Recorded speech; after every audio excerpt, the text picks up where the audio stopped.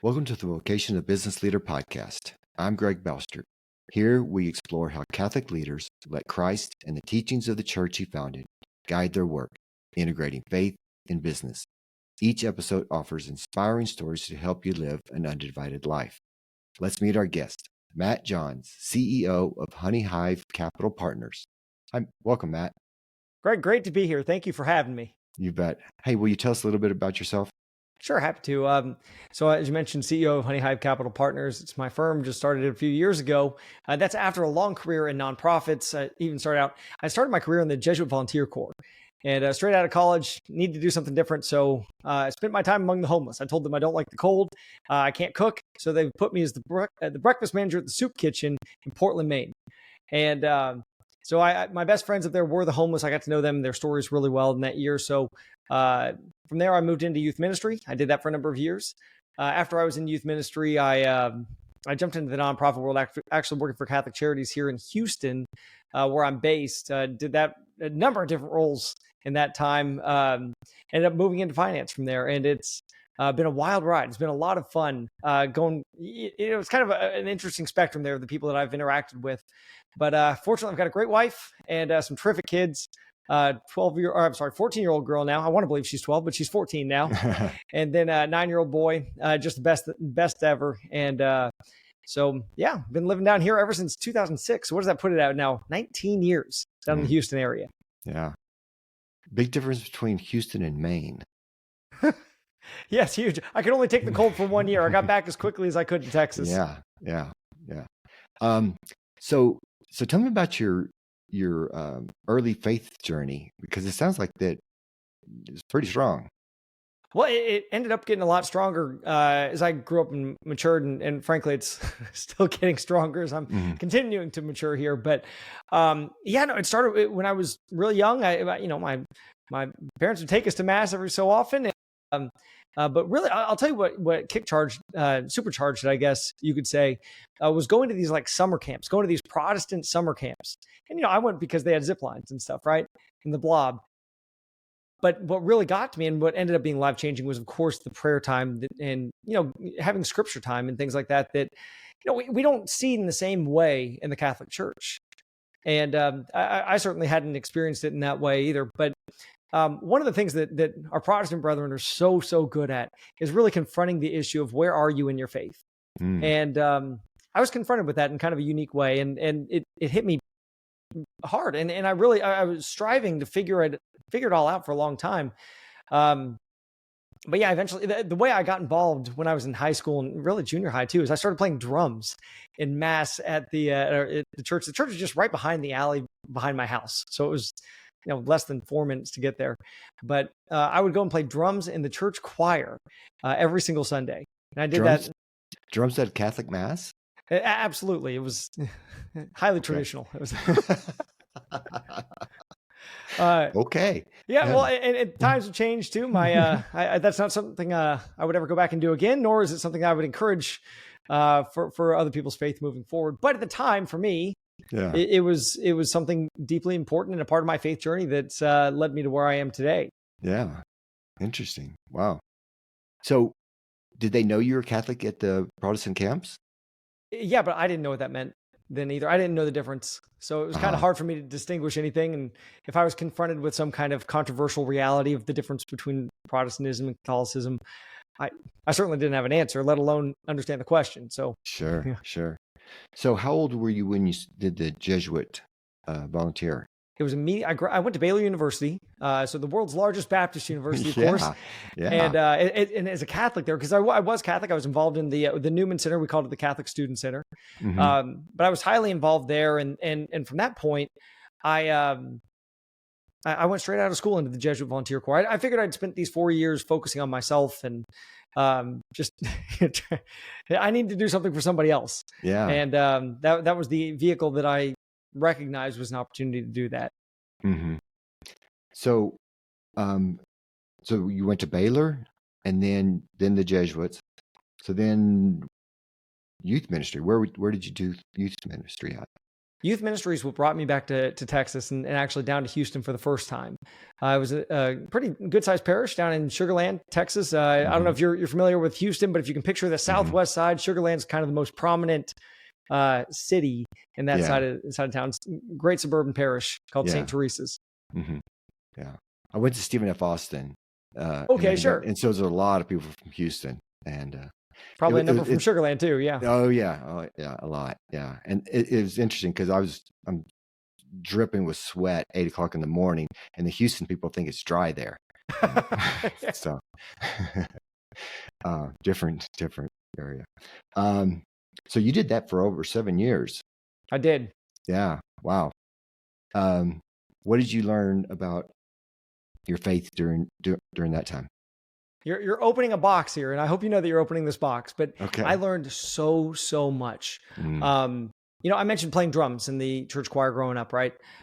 St. Teresa's drums at Mass would not have been as welcomed at this particular parish. Now, I'll leave it at that. But it's a wonderful parish, brilliant pastor. At the time, Father Stephen Reynolds was our pastor and my boss, and just a phenomenal human being, and really his spirituality carried forth into not just the way we prayed and the way we engaged in liturgy and worship, but it engaged in the way we learn, or it helped us engage in learning the faith in a different way. And he had he still has, I presume. I haven't talked to him in a little while here, but he has this remarkable way of challenging people by actions and asking open questions that lead you in a direction of learning. And for me, as I was in this incredibly incredibly formative stage of my life. Yeah. I was really seeking those kinds of answers, and I needed that. And fortunately, because he engendered this sort of culture of learning and challenging your faith, or really embracing the truth, the objective truth of our Catholic faith. There were so many people around me who followed that and understood it in a way that I didn't. And so I was just able to absorb this brilliant sense of what truth is, who truth is, in Christ and his church. And I'll tell you what, it doesn't hurt when you've got 300 teenagers coming or surrounding you too with their earnest questions, asking you the realities of life and why do good things happen or bad things happen to good people, and what is the Trinity? What does that even mean? All these kinds of questions I didn't have answers for. I thought I did, but then as soon as I started talking, I realized how little I knew. And like I said, a lot of great people around me that helped formulate those answers and give them in the proper way. And hopefully no souls were lost in that time, but I can only trust in Christ's grace and mercy. But I learned an immense amount about my faith myself and what it means to lead and to listen to Christ and his call and certainly my life, but hopefully in responding to that call for other people too, I guess, and helping other people discern what's going on and how God's calling them. So then what drew you to Catholic Charities? Well, I'll tell you what, I loved youth ministry. I absolutely loved it. I didn't necessarily want to stop doing that. But I knew at some point I'd hit a ceiling. And getting married and having a kid, because we had a wonderful honeymoon baby. And that kid in life situation forced the issue for me and for the family, of course. And so I had to start looking outside the box anyway, and which was great. It was a great thing, a little bit painful at the time, but great. But Catholic Charities had this really unique role at the time. It was, I think, the director of mission integration programs. And what it allowed me to do was integrate our Catholic faith into the work that they were doing through, I guess you could say, engaging the community, whether it was community leaders, other nonprofits, parishes, all that kind of stuff, and volunteers. So all that kind of fell under my umbrella at Catholic Charities. So it was anything from doing internal trainings, like I did a Catholic social teachings training to all the staff, new staff and old staff, which was, to me, it was a great honor to be able to do that and a real joy for me. But then going out in the community and being a representative of the faith with other leaders in the community. And I'll tell you one thing. One thing I got really involved in was disaster recovery. And disaster recovery is an area where the church has a unique position because not only can we go out and help people with their material needs, but we can provide that spiritual component as well. Whereas these other organizations just, they can't either because that's not by design, or they are literally under some kind of government mandate where they can't. Right. So, but Catholic Charities fortunately has that ability, and it was a really unique circumstance for us. And we were able to take some leadership roles as a result of that too. Yeah. Yeah. So you were there for a really long time, almost 10 years. Almost 10 years. Yeah. Yeah. So, when did you decide to start HoneyHive? The seed got planted in 2021. I think I just finished my MBA, and I was getting my MBA because our CEO, I said, well, maybe that's a senior level position, something I would like. And then she recommended maybe getting an advanced degree. So I thought MBA is probably the most open-ended opportunity that I could think of at the time. So I did that. And I loved it. I loved getting the degree. It was very empowering for me to be able to see those classes and experience those things and realize that I wasn't as far behind as I might have thought I was, having not been in the for-profit space or the business world for any time. But I really liked finance. So while I was there, I said, okay, I've kind of got these skills built up. I've done this disaster recovery leadership stuff. I've done community stuff where I've been able to engage people and created some really unique projects. One of the things I got to do was like a poverty summit. I know it sounds kind of weird out of context, but we were gathering all kinds of leaders from around the community in the greater Houston area to talk about poverty once a year for a few years. So that became an annual event that I was fortunate enough to spearhead for the agency. But I got to see things like that happen and kind of got to feel where my talents were. Got to give me some areas where I had strengths. And then seeing finance and seeing all those things coming together and fundraising, I went into fundraising kicking and screaming toward the end of my time at Catholic Charities. And turns out I did pretty well, or I did sufficiently at least, to where it was a reasonable skill of mine at that point. But I thought, how do I take these skills and apply them into something else? And investment banking was the circuitous way of getting there. I had no desire to get licensed or be involved with an investment bank or a broker dealer or any of that stuff. I thought there was something I wanted to do, and I thought I could just go out and do it. But it ended up being a whole lot more complicated, I guess a lot more exciting than I expected. So tell us, what is HoneyHive? What do you do there? Well, HoneyHive Capital is, let me distinguish two things. There's one that's HoneyHive Capital Partners. That's kind of the umbrella company for these other three things that I do. But HoneyHive Capital is really the investment banking piece. And that's the meat and potatoes of everything. But with HoneyHive Capital, my job, or my company's job, is to come in and help companies or funds raise money to accomplish whatever it is they're trying to do. But it's all on the private market side. So I don't invest in all these public stocks that, Apples and Amazons and whatever else, and so I don't have to do all the screenings on those. But I've taken that same approach that some of these great people on the public market side use, and I'm applying them on the on the private market side to these private market deals. And that's something that's not very widely done, I've learned. So it's a really interesting niche that I found myself in, these faith-aligned private market deals. And it's kind of a unique niche to bring to investors. And when I talk about investors, I'm mainly talking about more family offices or institutions and endowments and folks who may or may not care about the faith-aligned side, but there are many of them that do. So it's a very unique niche. Yeah. So explain to the audience what a private market is. Yeah, I forget that's not as common as it is in my head. So public markets are anything that you see on the NASDAQ or the New York Stock Exchange, where they have a ticker symbol next to them and they've gone public. And when they go public, there are all kinds of regulatory, the regulators look into everything. So there's a lot of public disclosure of information on these companies. With private companies, you don't have that public disclosure of information. So there's a lot more digging that needs to be done. I'm using that word intentionally. I'm coming back to it. But when it comes to private markets, you're thinking more along the lines of, let's say somebody wants to build a hotel. You're not going to set up a public entity to build a hotel. You get private funding, and this is from major institutions or family offices or higher folks that have the proverbial keys to the financial kingdom in this space, and they will fund it from the beginning with hopes of a higher exit down the road. And it may or may not ever go to the public markets where somebody could get access to it outside of that community. So, and when I say that it's like tilling the ground, it's the public markets, you are buying into something that already exists. The companies that go public have a base, they already have revenue, they're pretty well established at that point. So they have a pretty strong valuation.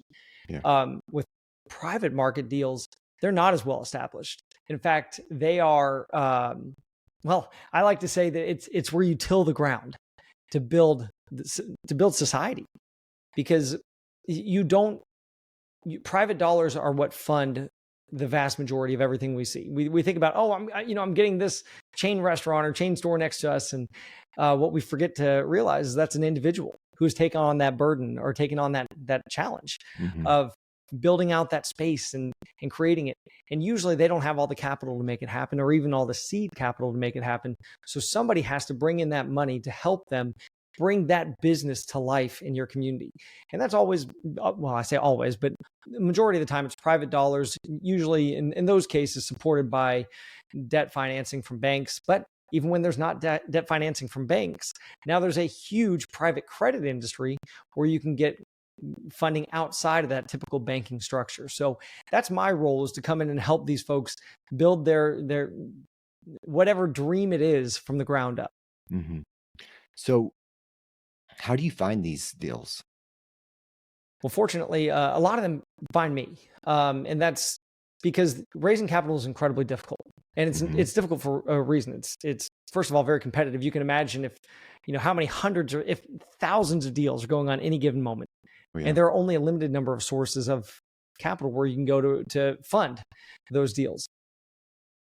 If all these people are fighting for it, it becomes really apparent that raising capital requires something a little bit more than just going out and asking. You really need to have a strategic approach. You need to have knowledge of how these organizations operate and what's attractive to them. And that's one of the benefits of coming to somebody like HoneyHive Capital, where we can show you how to carve the apple and make it look great. It may have a wormhole in it or something. How do you dig that out just right? And make it appealing to these folks.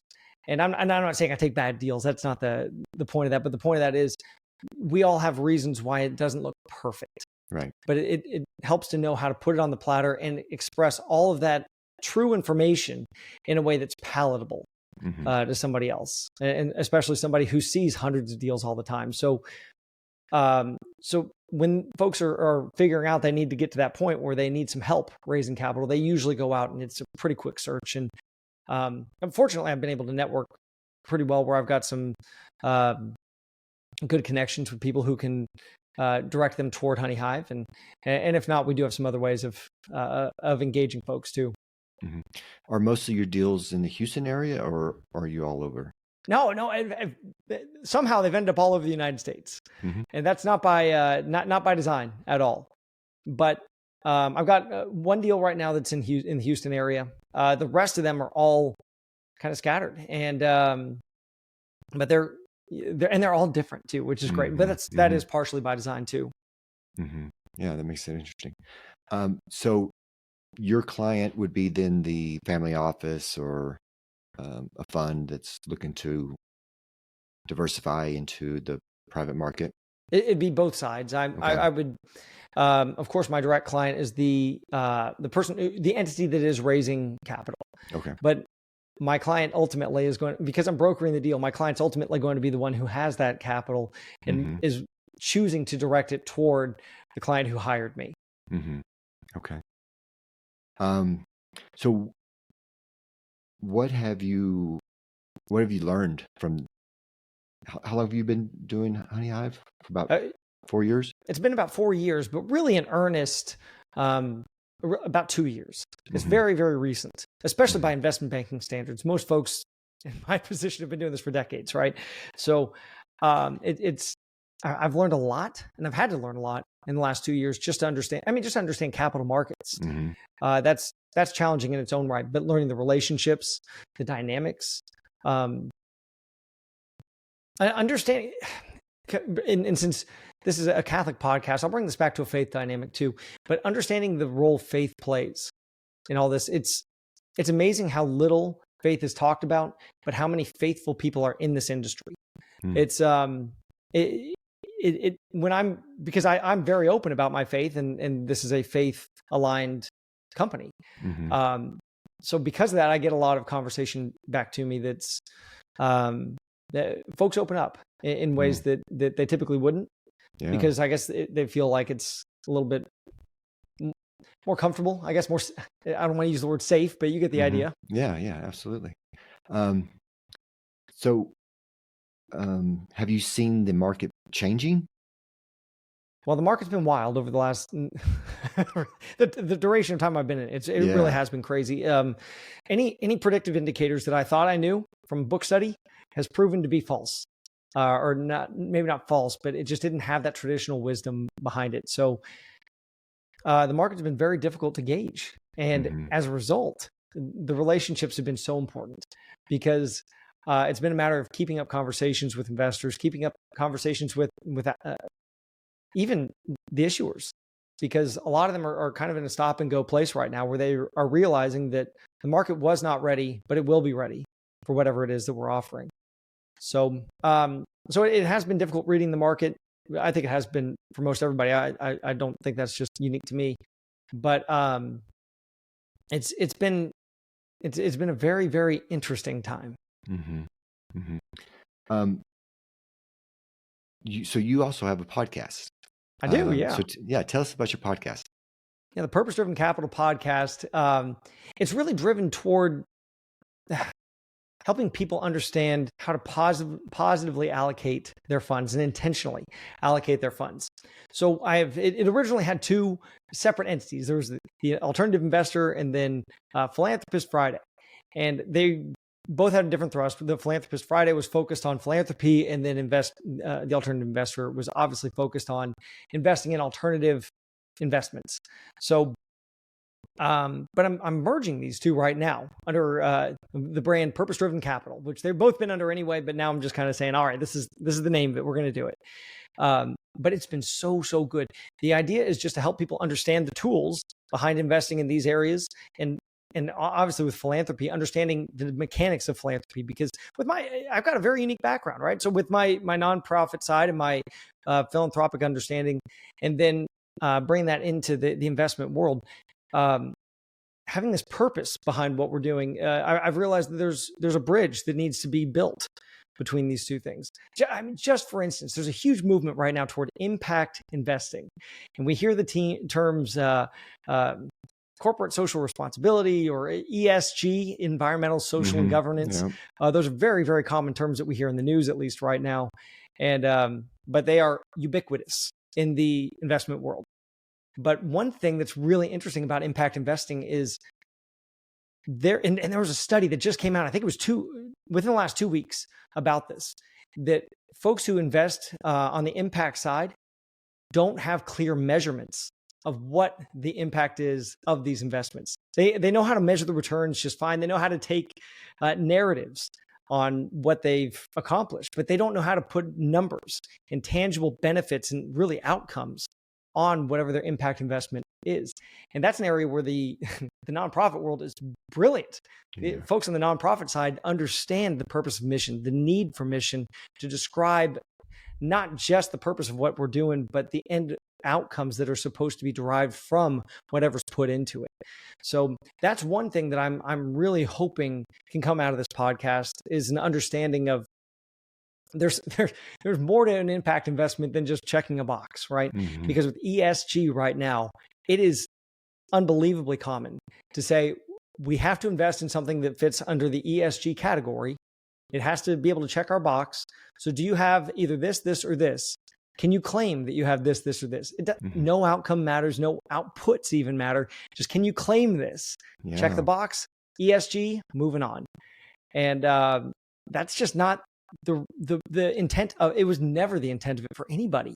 So regardless of what you think of ESG, there's a term for this too called greenwashing. And I know it's kind of a dirty word that a lot of people don't like using, but it's it's the reality of it is people will use this ESG to get whatever funding or to put a stamp on whatever they're doing when, and I hate to say it, but it's, folks know it and they just have to accept it because it is the reality for the industry right now.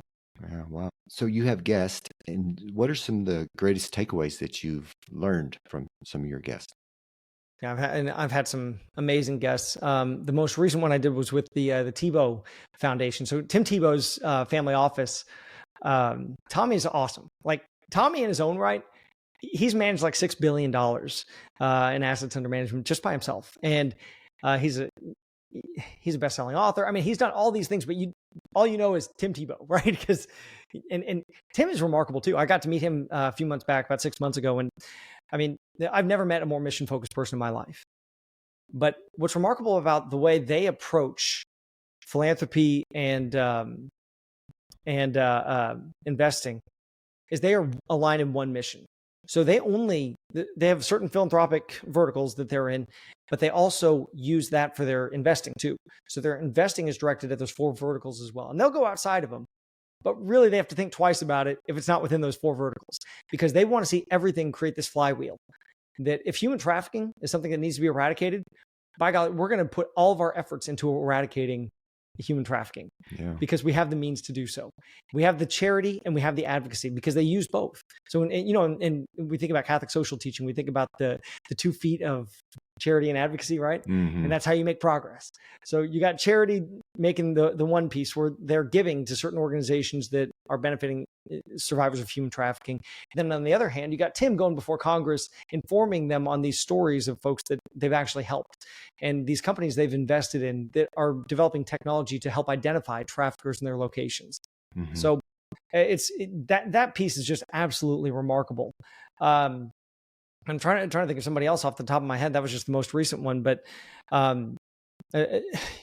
so then before that, I talked with a gentleman named Gene. There's nothing faith-based about anything they're doing in particular. It's a hedge fund, a standard hedge fund, but understanding how the world works. Yeah. Because if there's one thing in finance, it's how to use the folks in this world know how to use data and know how to inform themselves on what's going on in the world to better understand and predict what may occur. And hearing Gene's process of how he's looking at things in Asia right now and how he's been doing it for 20 years.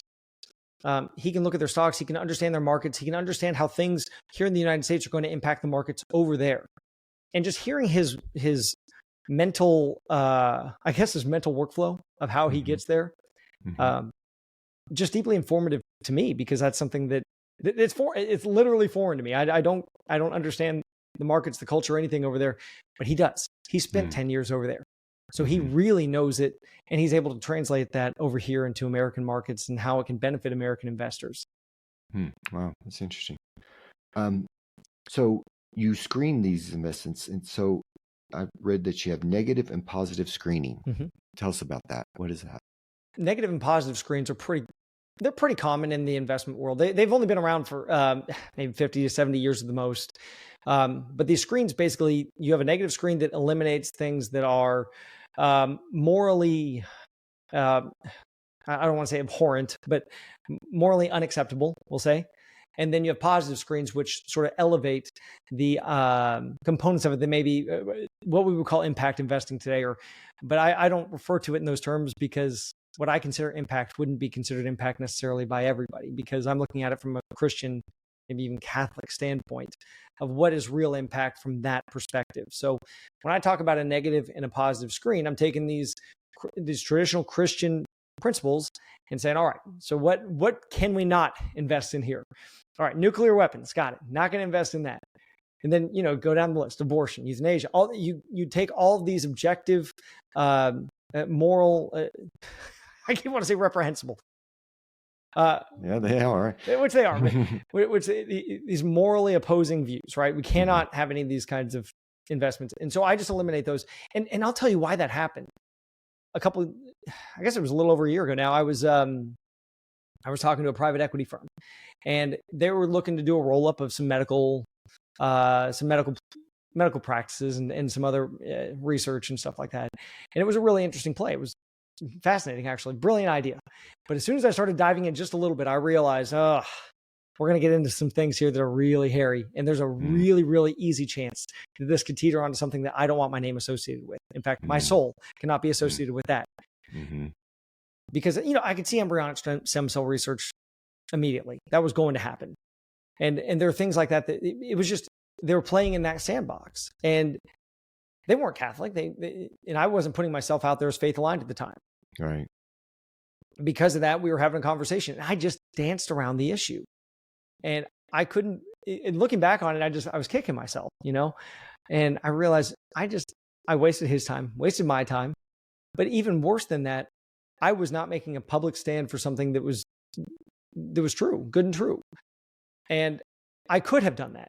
It was not that hard to do, but I was afraid to at the time because it was not something that the industry is typically very welcoming of.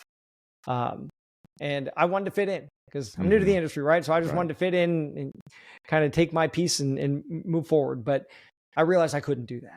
So I had to set up these 2 screens to enable that, to enable that what I now call a superpower, because having that faith aligned, faith first approach, it's suddenly an attractive quality for the firm. It brings people to it that I probably would have never met otherwise. And so that negative and positive screen are terribly important for my soul, but even more so, other people are starting to recognize that more. And that's one of the beautiful things about ESG. ESG in and of itself, you can agree with it, disagree with it. There are plenty of things to debate about it. But what's not debatable is the social conscience that's developed as a result of the public discourse around it. And that's been one of the things that I've just been so excited to be a part of that conversation. Because now I'm starting to see that this is something people actually care about and they're paying attention to now in a way that they never did. People never cared whether they were investing in A or B because it generated returns or it didn't. You take what generates returns, you throw away the rest. But now everybody's saying, wait, I'm generating returns, but wait, there's something else to it. I need to actually think about that. And my action there of investing in whatever this is enabling more of whatever that is to come to be. And do I want more of whatever that is to come into the world? So that social conscience is that capital conscience, if you will, is really coming into play in a unique way. And I feel like I'm in a really unique position for that right now because there are so few of us who are in this faith aligned investing category. I mean, there's a huge area of folks that are doing it, but especially on the private market side, there just aren't very many of us. So do people know that the deals need to be faith aligned, or do you get a lot of stuff that you turn away? I mean, what percentage do you keep of the stuff that comes to you? Well, generally speaking, I keep the majority of them, and it's because in order for them to set up a call with me, the screen is right there. What you have to answer is, are any of these things involved in your deal? And you have to check them off. If there is anything, and then say euthanasia is involved. Well, check it off. Explain why. All right. Well, there's this thing that could be affected with it. Generally speaking, if there's any indication that that's affiliated with the deal, it's kind of a non-starter. So I try to make that apparent from the front. It's great for everybody. Yeah. Save everyone a lot of time. Let's see.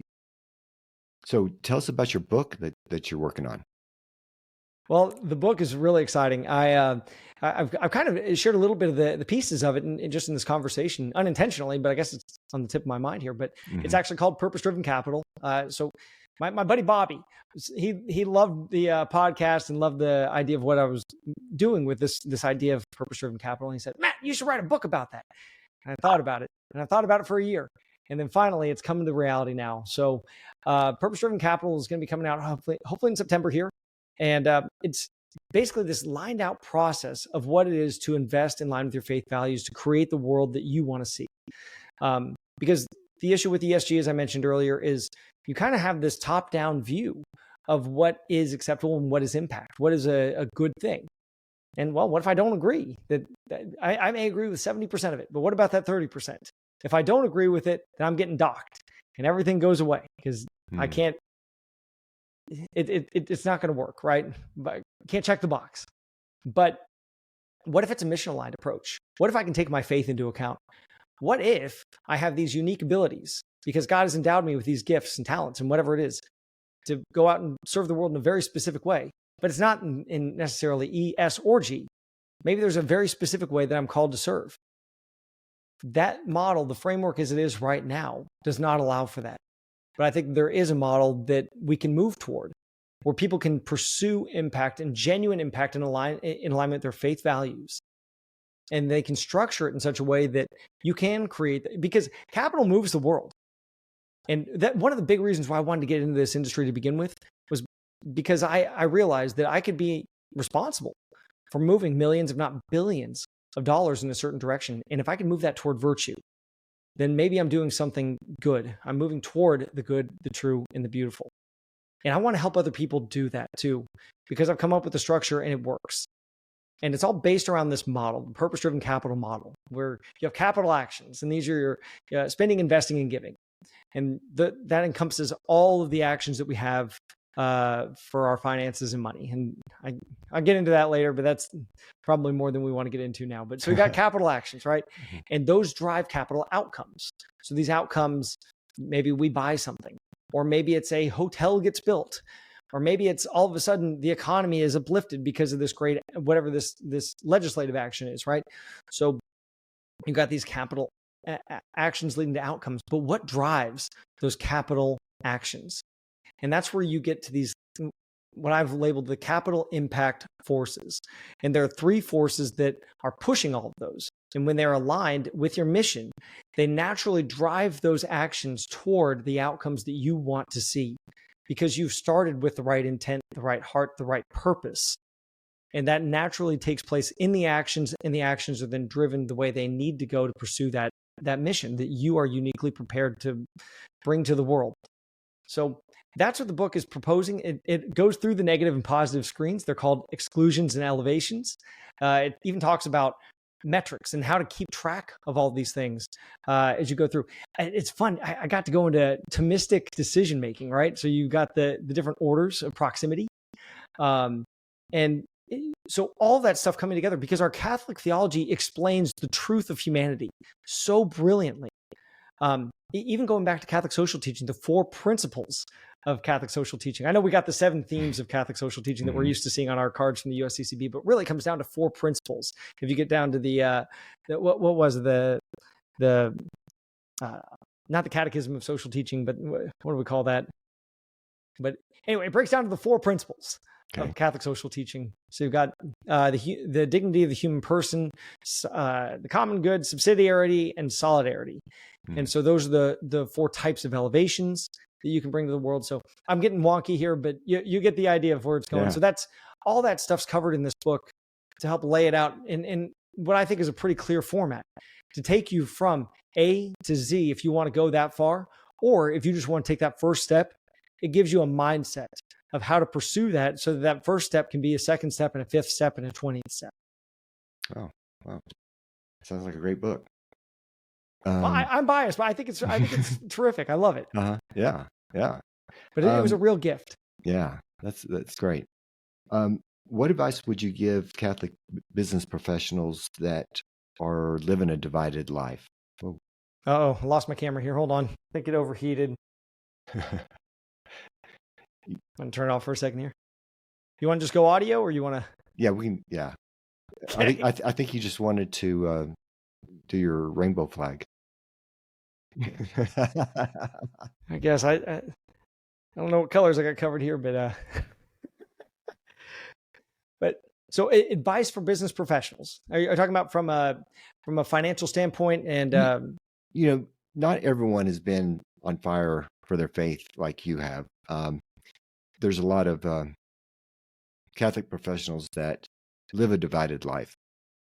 That they go to Mass on Sunday, but that's it for the week, and then the rest is work. Yeah. Now, Greg, that's such a good question, and I don't know what advice I have to give, because I feel kind of weird giving advice, in that regard. But I can start with where I felt like I've been given a little extra grace myself. I learned a great thing from my pastor when I was working at St. Teresa. Here you are. We'll try it. We'll see how long it goes. But one of the things that he always said, and he would tell the teens while I was there too, was find your time and place and have a regular prayer routine that you're going to be in that time and that place, and you're going to have a regular prayer in there. And I know that for me, I've got that.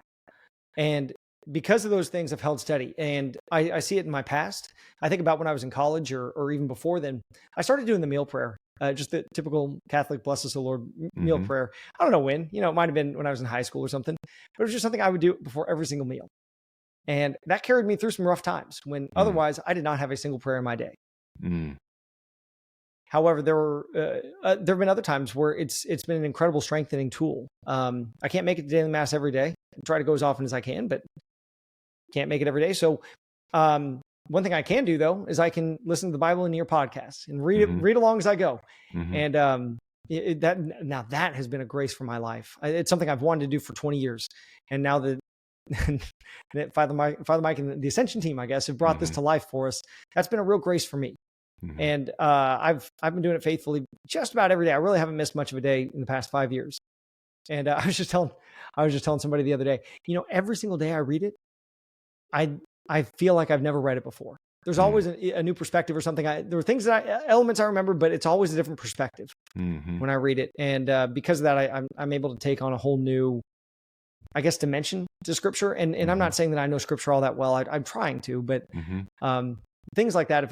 Having that routine, I think, is just so key. And I think Father Bart saying that all the time, but that's the best advice I can give. I mean, other than pursuing the sacraments, because can't be grace. Yeah, absolutely. So where's the best place for people to learn more about what you do? LinkedIn is the best place for me because of financial regulatory stuff. We're pretty limited on what we can do from a social media standpoint, but LinkedIn that's kind of the go-to for us financial people. So that'd be the number one place. Of course, going to HoneyHivePartners.com. That's always a good spot too. I try to keep it refreshed, and soon enough, I'll be revealing purposedrivencapital.co, and that'll be the place for the book, the podcast, and and join my newsletter there too. You can join it either through LinkedIn or through purposedrivencapital.co or through HoneyHivePartners.com. So that'd be a great thing to do too. Yeah, I got that. It's packed full of information. So that was really good. Yeah, it's fun. Yeah. So is there anything that I didn't ask you that you'd like to talk about? No. Okay. I'm always happy to talk about that. I just feel so blessed in everything I get to do. I really, I love it. And it feels like there's so much grace being driven into my life. I want to say through my life, and I hope it's through my life too. But I don't know. I'm incredibly grateful for all the experiences that I've had, for and whatever gifts I'm able to bring to the world through this. Great. Awesome. Well, thank you so much for your time, Matt. Thank you, Greg. Really appreciate it. You bet. Thank you for joining us today's episode of the Vocation Business Leader Podcast. We hope you found inspiration as we explore the powerful union of faith and business. If you enjoyed this episode, please subscribe, share it, and leave a review. Until next time, may God guide your work and help you witness His love in all you do. God bless.